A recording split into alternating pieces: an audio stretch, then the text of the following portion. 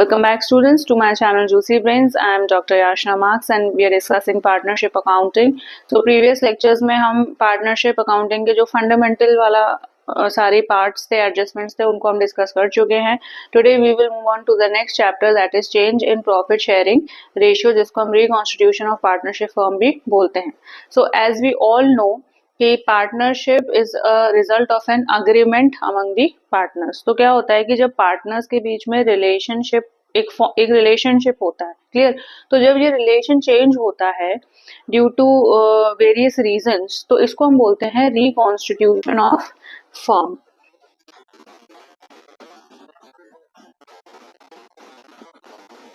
Reconstitution of partnership firm, clear.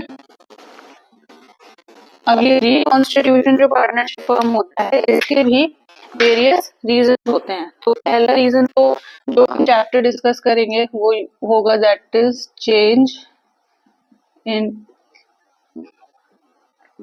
Profit sharing ratio. ठीक है, कुछ दो पार्टनर्स थे, clear.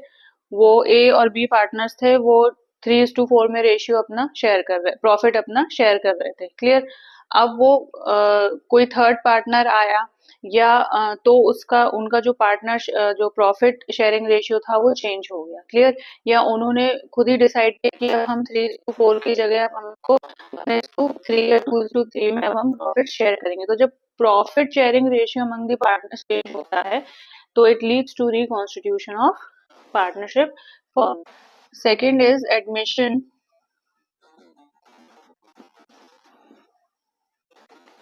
of a new partner. नए पार्टनर को जब पार्टनरशिप फर्म में एडमिट करते हैं, पहले सपोज तीन पार्टनर्स थे XYZ, एक पार्टनर और एडमिट हो गया, नया पार्टनर A, क्लियर. तो अब उसके आते ही प्रॉफिट शेयरिंग रेशियो भी चेंज होगा और सारी चीजें भी चेंज होती जाएंगी, क्लियर. नेक्स्ट है रिटायरमेंट और डेथ ऑफ अ पार्टनर. कोई पार्टनर था, उसकी सडन डेथ हो जाती है, तो कैसे प्रॉफिट शेयरिंग रेशियो चेंज होता है, क्लियर. या कोई एग्जिस्टिंग पार्टनर रिटायर हो जाता है, तो कैसे अकाउंटिंग चीजों की चेंज होती है. Then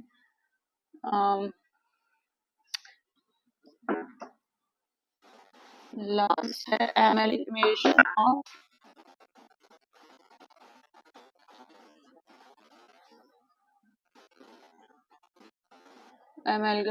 of firms. ठीक है, एमैल्गमेशन ऑफ फर्म्स मींस कोई दो फर्म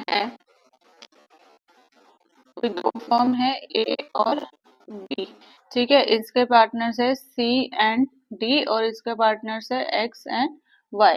तो जब ये दो फर्म्स आपस में मर्ज करती हैं, एक साथ काम करती हैं, इसको हम बोलते हैं एमैल्गमेशन. हिंदी में इसको बोलते हैं एकीकरण फर्म्स का या कंपनीज का या पार्टनरशिप फर्म का, ठीक है. तो अब ये दोनों फर्म्स एक साथ काम करेंगी, तो अब ये ए भी ना होके सपोज ये ए, इसका पूरा पूरा नाम ए हो जाएगा, और अब जो ये नई फर्म बनेगी, क्रिएट होगी, तो इसके पार्टनर्स होंगे C, D, X and Y, clear. तो बेसिकली ये चार रीजन हो सकते हैं कि रिकॉन्स्टिट्यूशन ऑफ पार्टनरशिप फर्म क्यों होता है और व्हाट आर द केसेस और conditions when partnership firm is reconstituted. तो ये 4 मेजर रीजंस हैं. तो बेसिकली हम इसे स्टेप बाय स्टेप पढ़ेंगे और ये अपने आप में एक डिफरेंट चैप्टर्स हैं. तो हम जो सबसे पहला स्टेप जो केस डिस्कस करेंगे, that is change in profit sharing ratio, clear. अच्छा, now when profit sharing ratio partners के बीच में चेंज होता है, तो what are the adjustments which is to be done. अब हम थोड़े से एडजस्टमेंट्स को डिस्कस कर लेते हैं कि कौन से एडजस्टमेंट्स नेसेसरी हैं when profit sharing ratio among the partners is changing, clear. तो सबसे पहले जो हमें पता होना चाहिए वो होता है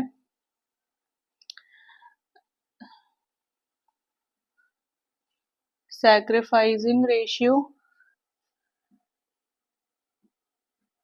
ठीक है. Next is gaining ratio,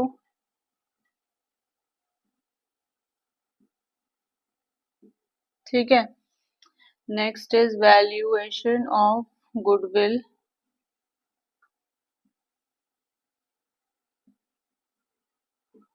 next is revaluation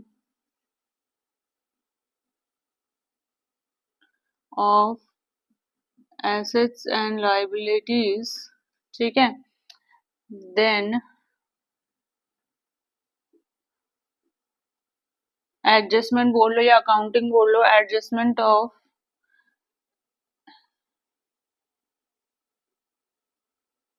accumulated profits and reserves, and एक हो सकता है adjustment of capital, adjustment of capital. Clear. तो ये सारे एडजस्टमेंट्स हैं जो हमें करने होते हैं, मींस इतनी सारी चीजों की अकाउंटिंग हमें करनी होगी अगर प्रॉफिट शेयरिंग रेशियो पार्टनर्स के बीच में चेंज हो रहा है। क्लियर। तो हम इसको स्टेप बाय स्टेप डिस्कस कर लेते हैं। Now what is sacrificing ratio. मानो दो पार्टनर्स है एक्स और वाई, क्लियर, और वो सपोज एक्स एंड वाई है और ये 1:2 में प्रॉफिट्स शेयर कर रहे हैं। अब तीसरा पार्टनर आ गया, सपोज ये एडमिट कर रहे हैं ए को, ठीक है, विथ 1/4 ऑफ शेयर। क्लियर। तो अब जब तीसरा पार्टनर आ गया तो अब नए पार्टनर, अब ऑल टुगेदर कितने पार्टनर्स हो गए, एक्स वाई एंड ए। तो इनका जो भी रेशियो होगा, सपोज ये ओल्ड, इसको हम बोलते हैं ओल्ड रेशियो। जो ये दो पार्टनर्स पहले रेशियो में अपने प्रॉफिट को शेयर कर रहे हैं, उस रेशियो को हम बोलेंगे ओल्ड प्रॉफिट शेयरिंग रेशियो। और जब तीनों पार्टनर्स का हम नया रेशियो कैलकुलेट करेंगे, सपोज ये आया 1:2:2, ठीक, तो इसको हम बोलेंगे न्यू प्रॉफिट शेयरिंग रेशियो। तो हमेशा ध्यान रखना कि सैक्रिफाइसिंग और गेनिंग रेशियो कैलकुलेट करते वक्त आपको ओल्ड रेशियो पता होना चाहिए और न्यू रेशियो पता होना चाहिए। क्लियर। तो ऑब्वियसली सैक्रिफाइसिंग रेशियो मींस कि अगर कोई नया पार्टनर आया है तो जो एग्जिस्टिंग पुराने पार्टनर्स हैं वो अपना कुछ पार्ट प्रॉफिट का उसको सरेंडर करेंगे, सैक्रिफाइस करेंगे, ताकि कुछ पार्ट उसे जो नया पार्टनर है उसे मिल सके। सो ऑब्वियसली इसको हम बोलते हैं sacrificing ratio. Now it is very well understood, अगर कुछ ये एग्जिस्टिंग पार्टनर्स अपना प्रॉफिट कुछ सरेंडर कर रहे हैं, सैक्रिफाइस कर रहे हैं, तो इनका ओल्ड प्रॉफिट शेयरिंग रेशियो बड़ा होगा। सो इसका फॉर्मूला हो जाता है old profit sharing ratio minus new profit sharing ratio. ठीक है। Old profit ratio minus new profit ratio. क्यों? क्योंकि इनका जो ओल्ड रेशियो है वो बड़ा है और न्यू रेशियो जो निकल के आता है वो छोटा होता है। क्लियर। गेनिंग रेशियो, अब ऑब्वियसली ये तो एग्जिस्टिंग पार्टनर्स के लिए हो गया, ये एक्स और वाई के लिए था। गेनिंग रेशियो की जब हम बात करते हैं तो जो नया पार्टनर एडमिट होता है वो कुछ पार्ट गेन करता है एग्जिस्टिंग पार्टनर्स से, ठीक है, अपना प्रॉफिट शेयर गेन करता है। तो ए इस केस में गेन करेगा एक्स और वाई से, इसलिए हम बोलते हैं इसे गेनिंग रेशियो। ना ऑब्वियसली इसके लिए जो न्यू प्रॉफिट शेयरिंग रेशियो होगा वो ज्यादा होगा, तो हम new profit sharing ratio minus old profit sharing ratio निकालेंगे। ठीक है। तो क्वेश्चन में अगर सिंपल आता है कि भाई सैक्रिफाइसिंग रेशियो कैलकुलेट करो और गेनिंग रेशियो कैलकुलेट करो, तो उसका फॉर्मूला ये है, बाकी सारी चीजें आपको क्वेश्चन में दी होंगी। तो ये आपका जो वेरी शॉर्ट क्वेश्चंस होते हैं उसमें ये आ सकता है। क्लियर। सो बेसिकली हम डिस्कस किया सैक्रिफाइसिंग रेशियो और रेशियो। नेक्स्ट हम डिस्कस करते हैं valuation of goodwill. Clear. So in today's lecture हम बेसिकली गुडविल पे कॉन्सेंट्रेट करेंगे। हमने ये समझा कि रिकॉन्स्टिट्यूशन ऑफ पार्टनरशिप फर्म क्या होता है, क्यों पार्टनरशिप फर्म रिकॉन्स्टिट्यूट होता है, उसके क्या रीजन होते हैं, और बेसिकली जो पहला रीजन होता है change in profit sharing ratio, उसमें हमें क्या क्या एडजस्टमेंट्स करने हैं। क्लियर। तो हमने सैक्रिफाइसिंग रेशियो समझ लिया, गेनिंग रेशियो समझ लिया, अब हम समझेंगे कि गुडविल को हम कैसे वैल्यू करते हैं। Now what is goodwill. आप सबको पता होगा goodwill is a good image of the company in the market among it's competitors and among the customers. तो ये एक रेप्यूटेशन है, एक अच्छा नाम है जो एक कंपनी अर्न करती है मार्केट में। क्यों? क्योंकि due to hard work of the employees of the owners या management of the company. Clear? और फाइनली क्या होता है, ऐसी कंपनी जिनकी अच्छी गुडविल होती है वो फाइनली अपने कस्टमर्स को बहुत अच्छे से सेटिस्फाई करते हैं। क्लियर? तो उनकी रेप्यूटेशन कस्टमर्स के बीच में बहुत अच्छी होती है। ठीक है ना? तो क्या होता है, अब नेचर क्या होता है गुडविल का? You all know goodwill is an asset, it is intangible asset. Clear? Intangible क्यों? क्योंकि हम इस चीज को देख नहीं सकते, ओके, ना ही इसको हम टच कर सकते हैं, but we can feel the value of the this thing goodwill. Clear? तो अब गुडविल की वैल्यू निकल के आ रही है, वो हमें कंप्यूट करनी होती है। ठीक है ना? तो क्या होता है, अब गुडविल कैलकुलेट करने के लिए, गुडविल की वैल्यू निकालने के लिए there are basically three methods. पहला तो होता है एवरेज प्रॉफिट मेथड, ठीक है। दूसरा होता है सुपर प्रॉफिट मेथड और तीसरा होता है कैपिटलाइजेशन मेथड। ठीक है ना? तो हम डिस्कस करेंगे एवरेज प्रॉफिट मेथड। अब जो एवरेज प्रॉफिट मेथड होता है वो सबसे इजी मेथड होता है, वाइडली यूज मेथड होता है। क्लियर? तो इसमें हम क्या करते हैं, एवरेज मेथड में हम एवरेज प्रॉफिट स्टडी करते हैं। एवरेज प्रॉफिट्स और या एवरेज प्रॉफिट्स ऑफ,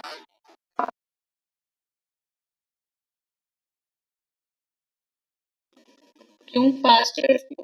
क्योंकि फ्यूचर में फर्म कितनी ग्रोथ करेगी या फ्यूचर में कितने प्रॉफिट्स एक पार्टनरशिप फर्म अर्न कर सकती है, ये जब इसकी एंटिसिपेशन करने के लिए, इसको स्टडी करने के लिए हमें प्रीवियस ईयर के प्रॉफिट्स को स्टडी या एनालाइज करना पड़ेगा कि प्रीवियस ईयर में या पास्ट ईयर्स में उस फर्म ने कितने प्रॉफिट्स अर्न करे। क्लियर?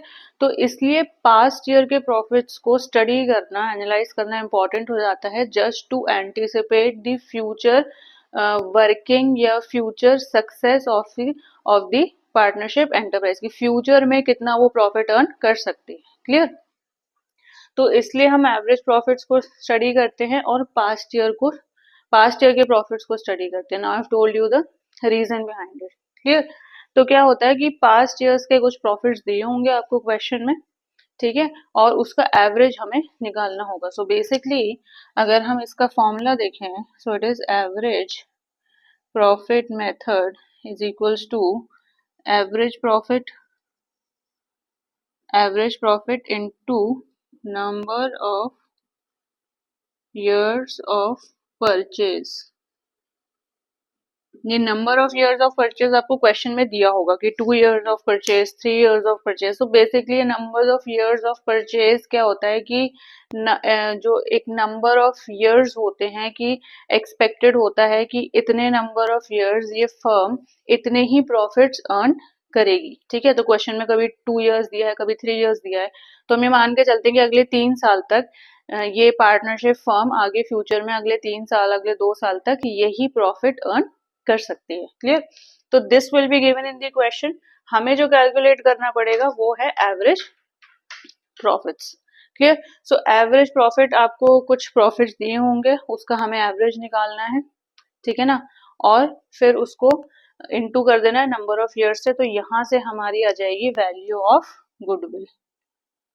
यहां से निकल के आएगी वैल्यू ऑफ गुडविल। ठीक है? तो अगर हम एवरेज प्रॉफिट की बात करते हैं तो हमें इसका फॉर्मूला पता चल गया, average profit into number of years of purchase. Average profits क्यों कंसीडर करते हैं ये मैंने आपको रीजन बता दिया, पास्ट ईयर के क्यों कंसीडर करते हैं ये भी हमने डिस्कस कर लिया। चलो आगे बढ़ते हैं। अब क्या करना है हमें, इसी को कर लेते हैं।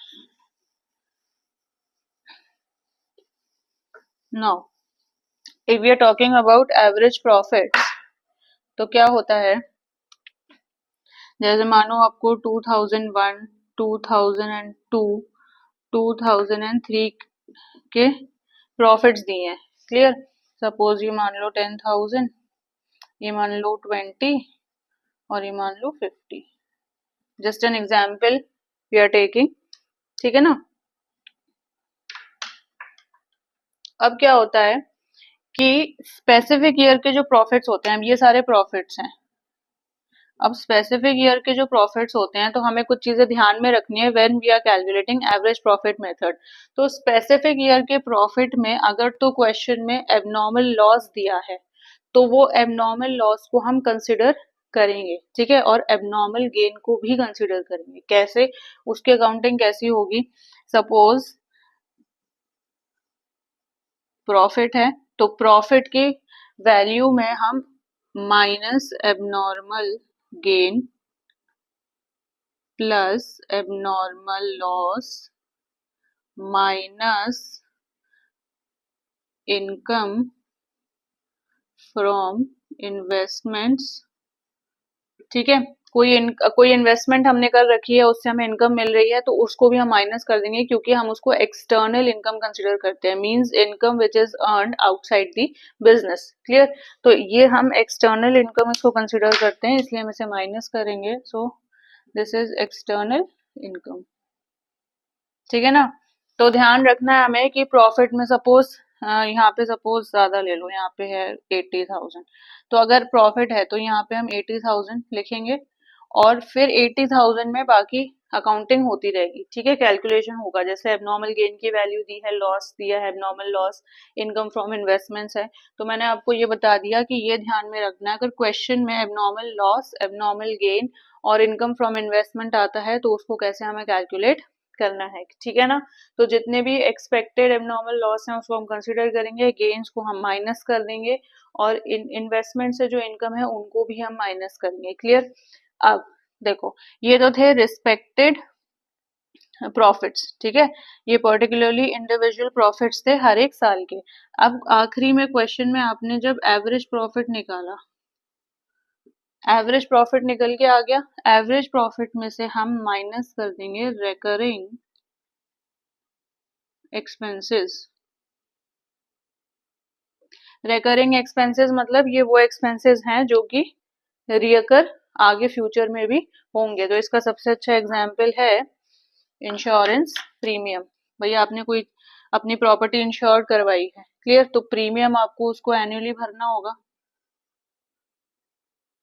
तो प्रीमियम, अगर कोई प्रीमियम आप एनुअली पे कर रहे हो, भर रहे हो, तो वो रिकरिंग एक्सपेंस होता है और वो एवरेज प्रॉफिट से डिडक्ट होगा। सपोज आपने यहाँ पे 2003 में कोई इंश्योरेंस कराया, ठीक है, उसका प्रीमियम आपने यहाँ से भरना शुरू किया, ओके, तो क्या करेंगे हम इस साल का जो प्रॉफिट होगा उससे वो प्रीमियम डिडक्ट नहीं करेंगे, बल्कि जो एवरेज प्रॉफिट आ जाएगा आखिरी में उससे हम ये रिकरिंग एक्सपेंसेस को माइनस करेंगे। वाई, क्योंकि हम कंसिडर करते हैं, हम ये लेके चलते हैं कि आगे ये फ्यूचर में भी अकर होंगे, रिअकर होंगे, ठीक है, तो इसलिए फ्यूचर प्रॉफिट्स को स्टडी करने के लिए जरूरी है कि इस प्रीमियम को हम आगे वाले प्रॉफिट से भी डिडक्ट करते चले जाएं, ठीक है ना।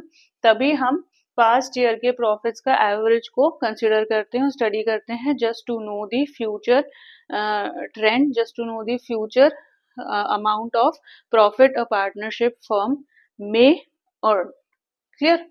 तो मैंने आपको ये बता दिया कुछ चीजें इंपॉर्टेंट हैं when you are calculating average profit.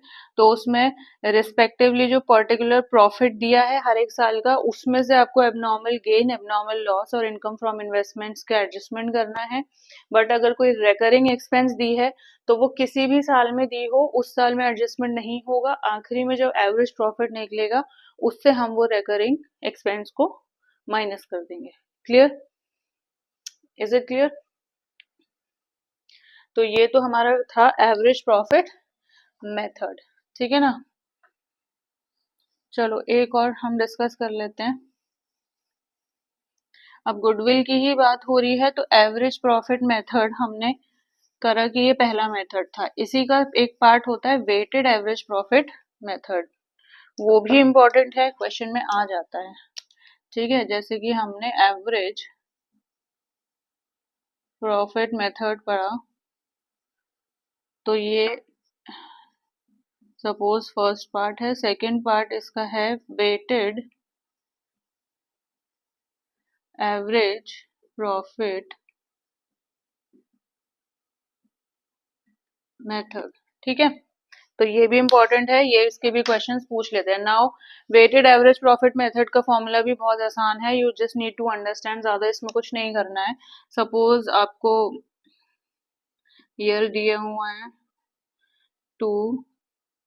2003 and 2004, ठीक है। ये 4 साल आपको दिए हैं, इन 4 सालों के आपको प्रॉफिट दिए होंगे। तो हम एक एग्जाम्पल ले लेते हैं, ठीक है। क्लियर, ये प्रॉफिट्स दिए हमें और इनके सामने इनका वेट असाइंड होगा। ये क्वेश्चन में आपको वेट्स ऑलरेडी असाइन करके देंगे, लाइक 1 2 3 4, ठीक है। 10, ये वेट्स का हमने यहाँ पे सम निकाल लिया, ठीक है। अब हमें प्रोडक्ट निकालना है। प्रोडक्ट किसका? प्रॉफिट का। These are your profits, these are your weights. तो प्रोडक्ट होगा प्रॉफिट इनटू वेट, ठीक है। तो ये आ गया, ये तो है 10,000, ये आ गया 40,000, ठीक है। This is 90,000 and this is, ठीक है। इसको हम प्लस कर लेते हैं, तो कितना आएगा? 3 लाख। तो ऐसा कुछ क्वेश्चन आएगा, आपको सिर्फ क्वेश्चन में ये दिया होगा, ये चीज दी होगी, सिर्फ इतना, ठीक है ना। पास्ट ईयर के प्रॉफिट्स दिए हैं, उनके वेट दिए हैं। What you have to calculate is the product, ये हमें कैलकुलेट करना है। और फिर क्या करना है, वेटेड एवरेज प्रॉफिट मेथड का जो फॉर्मूला होता है वो ये होता है कि प्रोडक्ट का सम, दैट इज 3 lakhs अपॉन 10, ये आ गया हमारा 30,000, ठीक है। अब ये तो आ गया वेटेड एवरेज मेथड से। अब इसको हम गुडविल, इससे हम गुडविल निकाल लेते हैं, वैल्यू ऑफ गुडविल, ठीक है। तो वैल्यू ऑफ गुडविल का है weighted average profit, weighted average profit into number of years of purchase, ठीक है। तो इसके हिसाब से क्या होगा, 30,000। सपोज क्वेश्चन में number of years of purchase दिया है 2, क्लियर। तो ये आ गया आपका 60,000। तो ये आ गया आपका answer, this is the value not amount, ठीक है ना। तो यहां से हमारा निकल के आ गया गुडविल की वैल्यू। तो इसके लिए हमने क्या किया, इसके लिए हमें पता होना चाहिए वेटेड एवरेज प्रॉफिट कितना है, number of years of purchase question में आपको दिया होगा, clear. Now weighted average profit यहां से निकल के आएगा कि हमें प्रोडक्ट्स का सम करना है और वेट्स का भी सम करना है। इसको हमने डिवाइड कर दिया, एवरेज निकाल लिया और नंबर ऑफ इयर्स से हमने इसको मल्टीप्लाई करके गुडविल की वैल्यू निकाल ली, क्लियर। सो बेसिकली हमने valuation of goodwill is one of the reasons जो हमने यहाँ पे पढ़ा, is one of the adjustments, clear. और उस गुडविल की वैल्यूएशन में पहला जो हमने मेथड पढ़ा वो है एवरेज प्रॉफिट मेथड, और इसी का सब पार्ट है weighted average profit method, clear. I hope so अभी तक जो हमने इंट्रोडक्शन इस चैप्टर का स्टार्ट किया है वो समझ में आया होगा आपको। गुडविल का फर्स्ट मेथड वो कैसे वैल्यू करते हैं वो भी समझ में आया होगा। So let's solve one question. एक क्वेश्चन कर लेते हैं एवरेज प्रॉफिट मेथड पे, ताकि ये आपको और क्लियर हो जाए। Now the question will be on your screen. It says A and B are partners sharing profits and losses in the ratio of 3:2. They agreed to take C into partnership for 1/3 share, ठीक है ना। For this purpose, goodwill is to be valued at 2 years purchase of the average profit. अब यहाँ पे इस question पे हमें goodwill का number of years of purchase दिया है 2 years और बोला है average profit for the last 4 years are given, ठीक है ना। तो 2008, 9, 10 और 11, तो 2008, 9, 10 और 11 के हमें प्रॉफिट्स दिए, क्लियर? कितने दिए हैं? 50,000। ब्रैकेट में ये प्रॉफिट है, 2009 का भी प्रॉफिट है, 10 का भी प्रॉफिट है, बट 11 का 70,000 लॉस है। अब यहाँ पे we have to concentrate. Clear? तो 8, 9, 10 में प्रॉफिट दिए हैं, 11 का हमें लॉस दिया है। On April 1st 2010 a motorbike costing 50,000 was purchased and debited to traveling expenses account on which depreciation is to be charged at 20% per annum.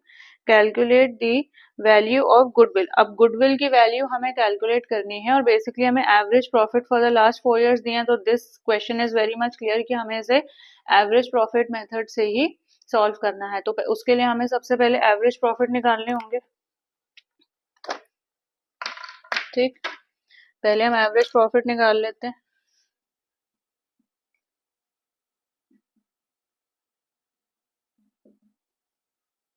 अब यहाँ तो है 50,000 प्रॉफिट प्लस 1,20,000 प्लस 1,80,000।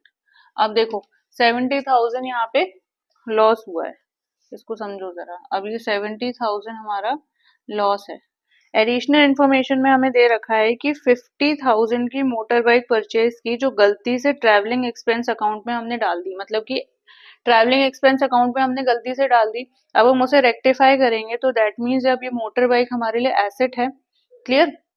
तो अब जब ये लॉस हुआ है, जो हमारा लॉस का अमाउंट दिया है, अब जब हम अपने मोटर बाइक की अमाउंट को रेक्टिफाई करेंगे, that means this is an asset. तो मतलब 50,000 से जो हमारा लॉस का वैल्यू है डिक्रीज हो जाएगा। मींस हमारा लॉस 50,000 से डिक्रीज होगा। भाई बढ़ेगा तो है नहीं, क्यों? क्योंकि एसेट परचेज किया है हमने। अगर हम एक्सपेंस करते तो हमारा लॉस बढ़ जाता, बट यहाँ पे क्योंकि एसेट परचेज किया है तो लॉस की वैल्यू डिक्रीज होगी, बढ़ेगी नहीं। बट अगर यहाँ पे प्रॉफिट दिया होता, अगर 70,000 का प्रॉफिट दिया होता, दैट मीन्स वो प्रॉफिट में एसेट वैल्यू बढ़ जाती, तो हमारा प्रॉफिट 50,000 से इंक्रीज होता। Try to understand, just opposite adjustments होंगे।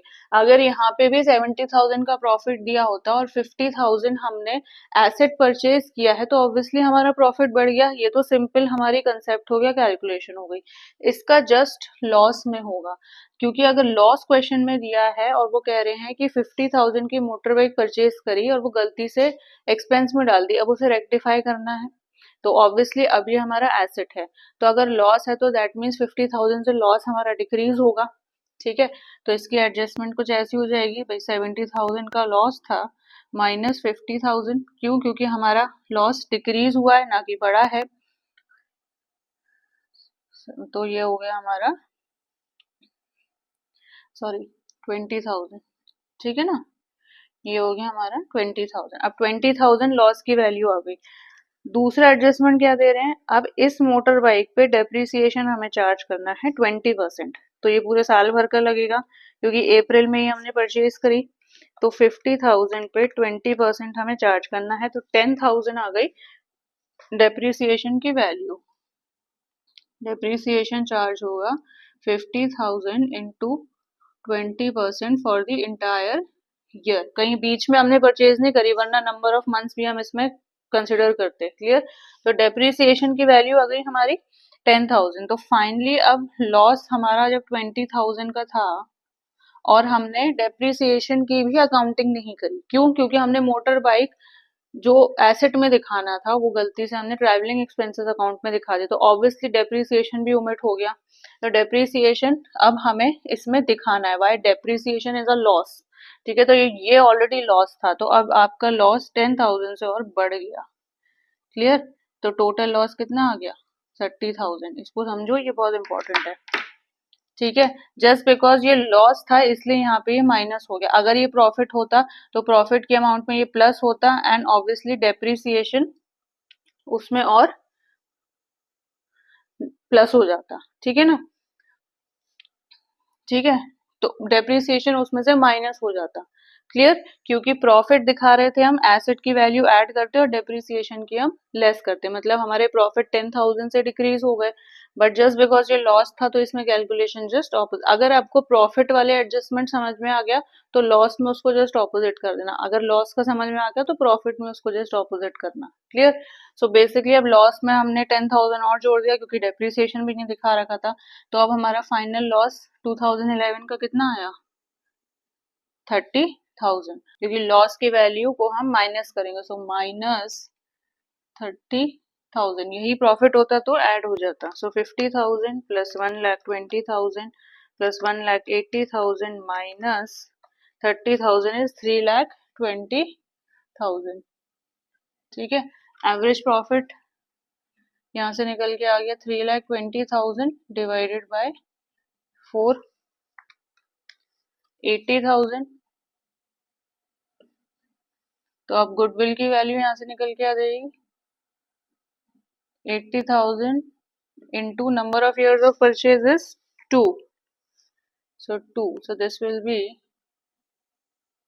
1,60,000 is your answer। ठीक है, आई होप सो स्टूडेंट्स आपको ये प्रॉब्लम समझ में आ गया होगा। सो बेसिकली अगर गुडविल की कैलकुलेशन की बात आती है तो आपको तीनों मेथड अच्छे से आने चाहिए। Today we have discussed average profit method and weighted average profit method. Clear, in the upcoming lectures हम सुपर प्रॉफिट और कैपिटलाइजेशन मेथड को भी डिस्कस करेंगे। एंड आई होप सो ये न्यूमेरिकल से आपको क्लियर हो गया होगा कि किस तरीके के आइटम्स का एडजस्टमेंट हमें करना होता है। सो अगर आपको इस लेक्चर में कोई डाउट है so please do mention it in the comment section, we will discuss it further in the upcoming lectures. See you in the next class. So students, अगर आपको मेरा ये लेक्चर अच्छा लगा हो तो प्लीज़ इसे लाइक करें, इसे शेयर करें and do subscribe to my channel. See you in the next lecture.